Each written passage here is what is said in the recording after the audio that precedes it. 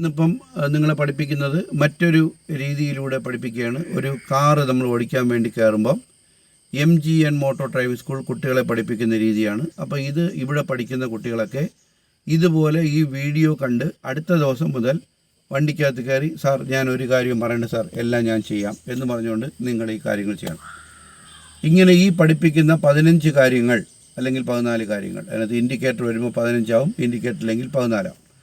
ഈ കാര്യങ്ങൾ നിങ്ങൾ ഫാസ്റ്റായിട്ട് ചെയ്ത് കഴിഞ്ഞാൽ നിങ്ങളെ ഫസ്റ്റ് സ്റ്റെപ്പ് ഓക്കെ ആയി കഴിഞ്ഞു.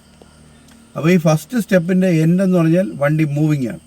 അപ്പോൾ വണ്ടിയുടെ മൂവിങ് എന്ന് പറഞ്ഞാൽ വണ്ടിയെ മൂവ് ചെയ്യുമ്പോൾ ക്ലച്ചിനെ ഒന്ന് ചവിട്ടിയിട്ട് ക്ലച്ച് എടുത്ത് ആക്സിലേറ്റർ കൊടുത്ത് സ്പീഡ് വരുത്തി 15 കിലോമീറ്റർ എത്തി സെക്കൻഡ് ഗിയറിലോട്ട് മാറ്റുന്ന ഒരു പ്രൊസീജിയറാണ് അതിൻ്റെ സെക്കൻഡ് ലെവൽ.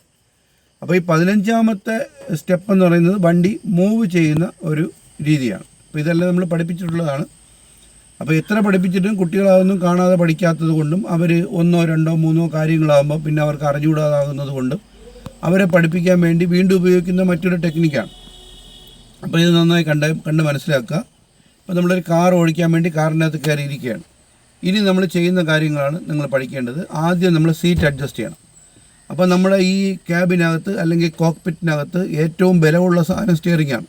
വേറെ എവിടെ നമ്മൾ പിടിച്ചാലും അത് ഇളകിപ്പോവും. അപ്പം ബ്രേക്കിൽ പിടിച്ചു വെച്ചുകൊണ്ട് ഈ സീറ്റിൻ്റെ അടിയിലുള്ള കമ്പിയെ നമ്മൾ ഉയർത്തി വെച്ചുകൊണ്ട് സീറ്റിനെ സ്ലൈഡ് ചെയ്യണം. ബാക്കിലോട്ട് നമ്മൾ ഒരൊറ്റ ഇടി ഇടിക്കരുത്, പുറകിൽ ആളുണ്ടാവും, ആളുടെ മുട്ടിൽ പോയി തട്ടും. അപ്പോൾ കംഫർട്ടബിളായിട്ട് സീറ്റ് സെറ്റ് ചെയ്തു. അത് കഴിഞ്ഞാൽ സൈഡ് മിററിൽ നമ്മൾ നോക്കണം. ബാക്കിലത്തെ ആ ഒരു ഡോറിൻ്റെ ഹാൻഡിൽ ഈ മൂലയിൽ കാണത്തക്ക രീതിയിലാണ് നമ്മൾ അങ്ങനെ സെറ്റ് ചെയ്യുന്നത്. അപ്പോഴാണ് ഇവിടെ നിൽക്കുന്ന വണ്ടിയും മറ്റേ വണ്ടിയും തമ്മിൽ കമ്പയർ ചെയ്ത് നോക്കുന്നത്. അപ്പോൾ അത് കറക്റ്റാണ്. ഇത് മിറർ ഓക്കെയാണ്, ആ മിറർ ഓക്കെയാണ്, സെൻറ്റർ മിററും ഓക്കെയാണ്. എന്നിട്ട് ഞാൻ സീറ്റ് ബെൽറ്റ് ഇട്ടു. സീറ്റ് ബെൽറ്റ് ഇട്ടതിന് ശേഷം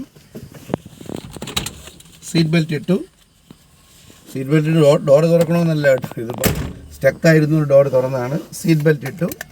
അത് കഴിഞ്ഞാൽ ശ്രദ്ധിച്ചോണം, ബ്രേക്ക് ചവിട്ടി വെച്ചുകൊണ്ട് ക്ലച്ച് ചവിട്ടി, ബ്രേക്കും ക്ലച്ചും ചവിട്ടി വെച്ചുകൊണ്ട് ന്യൂട്രലാക്കി, ന്യൂട്രലാണെന്ന് ഉറപ്പാക്കി ഒരു ഗിയർ മുൻപിലോട്ട് തേർഡ്, സെൻറ്ററിൽ ന്യൂട്രൽ, ബാക്കിൽ ഫോർത്ത്, വീണ്ടും ന്യൂട്രൽ. അപ്പോൾ ന്യൂട്രലാണെന്ന് ഉറപ്പാക്കി കൈ സ്റ്റിയറിങ്ങിൽ വെച്ചു, ക്ലച്ചിൽ നിന്ന് കാലെടുത്തു, ഇഗ്നീഷ്യൻ സ്വിച്ച് ഓൺ ചെയ്തു. അങ്ങനെ കൈ ഇഗ്നീഷ്യൻ സ്വിച്ചിൻ്റെ പുറത്ത് വെച്ചുകൊണ്ട് തന്നെ കാല് ആക്സിലേറ്ററിൽ വച്ചു, വണ്ടിയെ സ്റ്റാർട്ട് ചെയ്തു. സ്റ്റാർട്ടായിട്ട് മാത്രമേ കൈ വിട്ടുള്ളൂ. അത് കഴിഞ്ഞ് കൈ സ്റ്റിയറിങ്ങിൽ വെച്ചു, ക്ലച്ചിനെ പെട്ടെന്ന് ചവിട്ടി ഗിയർ ലിവറിനെ ഇടത്തോട്ട് തള്ളി പിടിച്ചുകൊണ്ട് ഫസ്റ്റ് ഇട്ടു, അല്ലെങ്കിൽ തേർഡായി പോവും. ഫസ്റ്റ് ഇട്ടുടനെ തന്നെ ഹാൻഡ് ബ്രേക്ക് റിട്ടേൺ ചെയ്തു. ഹാൻഡ് ബ്രേക്ക് റിട്ടേൺ ചെയ്തിട്ട് ക്ലച്ചിനെ പകുതി വരെ എടുക്കുന്നു, വണ്ടിയെ മൂവ് ചെയ്യുന്നില്ല. ആ പകുതി എത്തുമ്പോൾ സൈഡ് മിററിലൂടെ ബാക്കിൽ വണ്ടി ഉണ്ടോ എന്ന് നോക്കുന്നു, ഇൻഡിക്കേറ്റർ ഇടുന്നു. അത് കഴിഞ്ഞിട്ട് ആക്സിലേറ്റർ സ്റ്റേബിൾ ആക്കുന്നു, വണ്ടിയെ ക്ലച്ചിനെ അല്പം എടുക്കുന്നു, വണ്ടി മൂവ് ചെയ്യുന്നു. മൂവ് ചെയ്യുമ്പോൾ തന്നെ ക്ലച്ചിനെ അല്പം ചവിട്ടുന്നു, ഇൻഡിക്കേറ്റർ ഓഫ് ചെയ്യുന്നു, ക്ലച്ച് സാവധാനത്തിലെടുത്ത് അതിനോടൊപ്പം ആക്സിലേറ്റർ കൊടുത്ത് സ്പീഡ് വരുത്തി സെക്കൻഡ് ഗിയറിലോട്ട് മാറ്റുന്നു.